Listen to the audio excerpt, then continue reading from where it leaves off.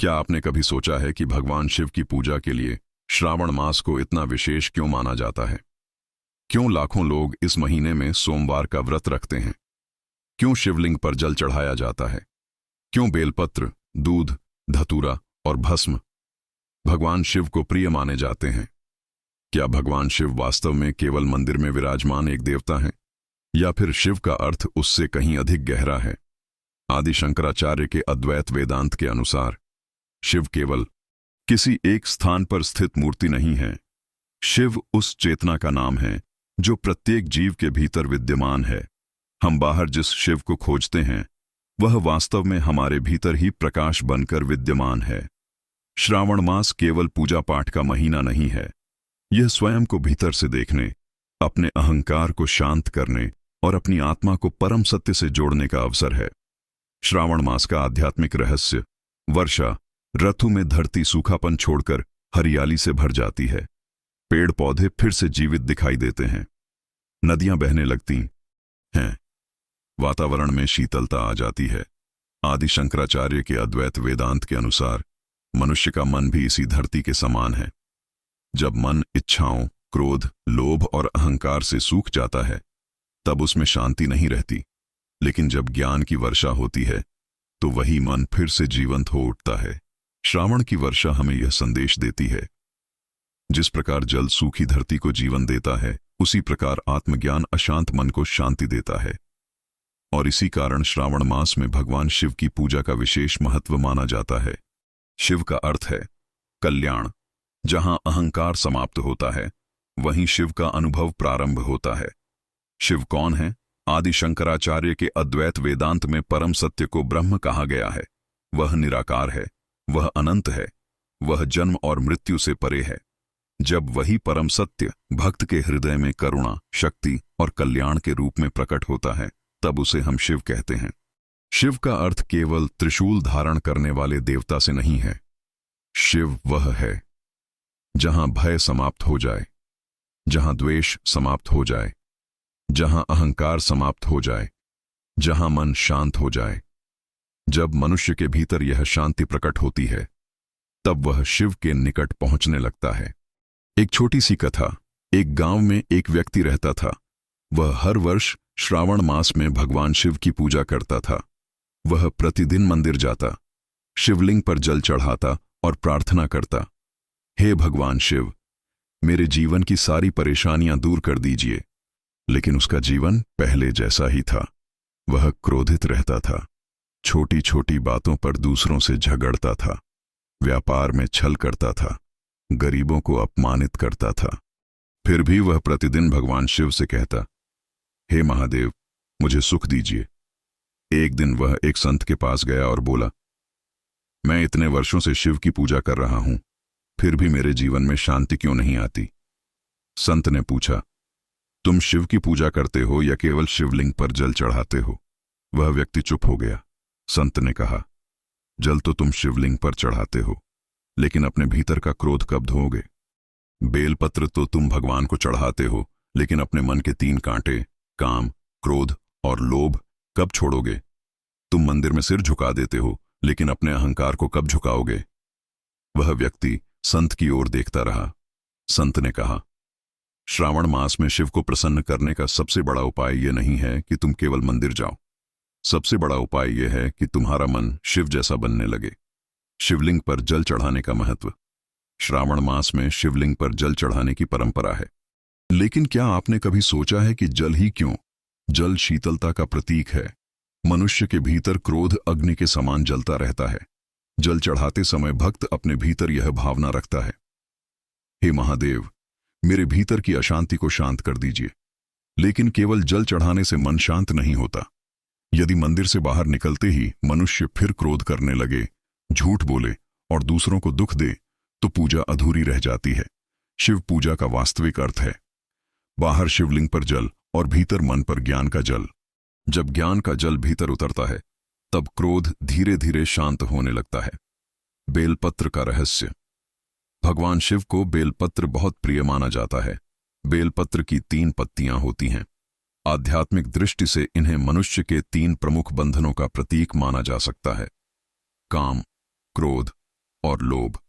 जब भक्त बेलपत्र शिवलिंग पर चढ़ाता है तो उसे केवल यह नहीं सोचना चाहिए कि उसने भगवान को एक पत्ता चढ़ा दिया, बल्कि उसे अपने मन से कहना चाहिए, हे शिव, मैं अपने भीतर के काम, क्रोध और लोभ को आपके चरणों में समर्पित करता हूं। यही पूजा की वास्तविक भावना है, क्योंकि भगवान को वस्तु की आवश्यकता नहीं है। जिसने संपूर्ण ब्रह्मांड बनाया, उसे हम क्या दे सकते हैं? हम भगवान को केवल अपना अहंकार दे सकते हैं। भस्म का संदेश। भगवान शिव के शरीर पर भस्म लगी रहती है। भस्म हमें जीवन का सबसे बड़ा सत्य बताती है। जो कुछ दिखाई दे रहा है वह एक दिन समाप्त हो जाएगा। धन समाप्त हो सकता है, शरीर वृद्ध हो सकता है, संबंध बदल सकते हैं, सत्ता समाप्त हो सकती है, लेकिन आत्मा का सत्य इन सब से परे है। आदि शंकराचार्य का अद्वैत वेदांत हमें यही सिखाता है कि मनुष्य स्वयं को शरीर मानकर दुखी होता है। जब वह समझता है कि मैं केवल यह शरीर नहीं हूं, मैं उस चेतना का अंश हूं जो इस शरीर को प्रकाशित कर रही है, तब उसके भीतर भय कम होने लगता है। भस्म कहती है, अहंकार मत करो। जो आज तुम्हारा है वह कल किसी और का होगा। शिव के गले का सर्प। भगवान शिव के गले में सर्प दिखाई देता है। सर्प भय का प्रतीक है, लेकिन शिव ने उसी भय को अपने गले में धारण कर रखा है। इसका गहरा अर्थ है, जो व्यक्ति अपने भय से भागता है, भय उसका पीछा करता है, लेकिन जो व्यक्ति ज्ञान के प्रकाश में अपने भय को देखता है, वह भय से ऊपर उठने लगता है। श्रावण मास हमें अपने भीतर के भय को देखने का अवसर देता है। हमें स्वयं से पूछना चाहिए, मुझे वास्तव में किस बात का डर है? धन खोने का, लोगों की आलोचना का, असफलता का, मृत्यु का?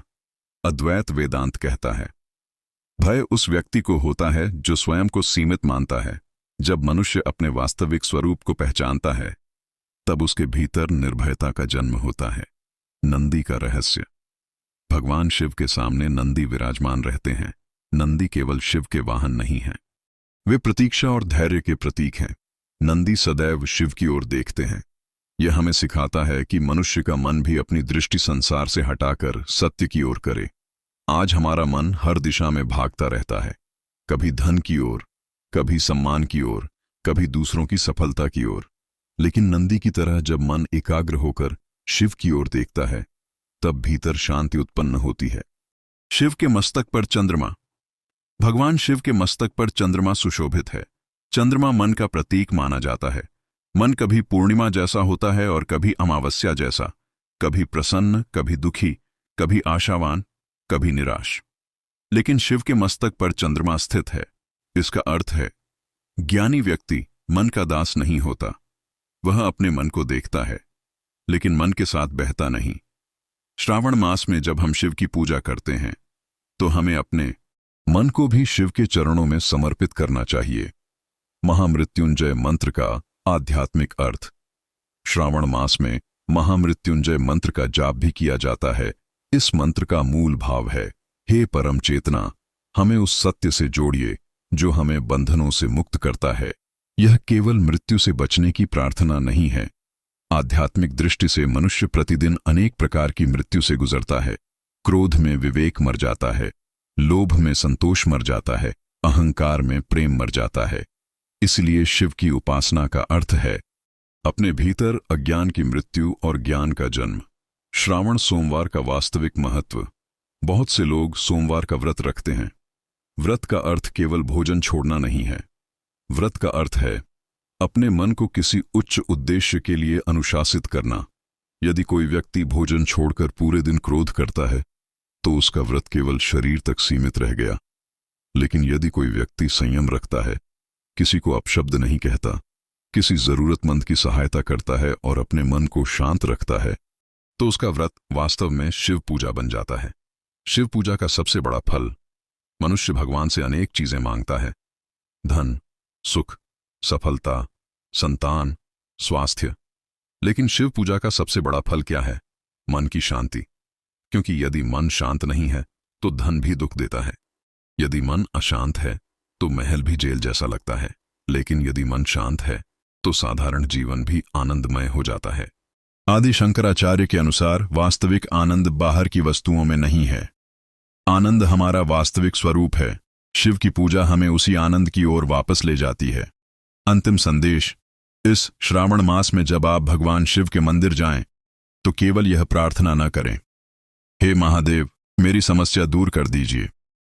इसके साथ यह भी कहें, हे महादेव, मुझे इतनी शक्ति दीजिए कि मैं समस्याओं के बीच भी शांत रह सकूं। मेरे भीतर का क्रोध दूर कर दीजिए। मेरे अहंकार को समाप्त कर दीजिए।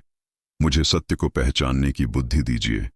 मुझे यह समझने की शक्ति दीजिए कि मैं केवल शरीर और नाम नहीं हूं, बल्कि उस चेतना का प्रकाश हूं जो सब में समान रूप से विद्यमान है। यही अद्वैत का सार है। शिव मंदिर में है, शिव प्रकृति में है, शिव प्रत्येक जीव में है। और सबसे गहरा सत्य यह है, जिस शिव को तुम बाहर खोज रहे हो, वह तुम्हारे भीतर ही चेतना बनकर विद्यमान है। इसलिए इस श्रावण मास में शिवलिंग पर जल चढ़ाइए, लेकिन साथ ही अपने भीतर की अग्नि भी शांत कीजिए। बेलपत्र चढ़ाइए, लेकिन साथ ही काम, क्रोध और लोभ को भी समर्पित कीजिए। मंदिर में सिर झुकाइए, लेकिन साथ ही अपने अहंकार को भी झुकाइए। और जब यह सब होने लगेगा, तब समझिए, आपने केवल शिव की पूजा नहीं की, आपने अपने भीतर छिपे शिव को पहचानना शुरू कर दिया है। हर हर महादेव। जय शिव शंकर। यदि आपको यह कथा और आध्यात्मिक विचार पसंद आए हों, तो वीडियो को लाइक करें और सफरी ज्ञान को सब्सक्राइब करें।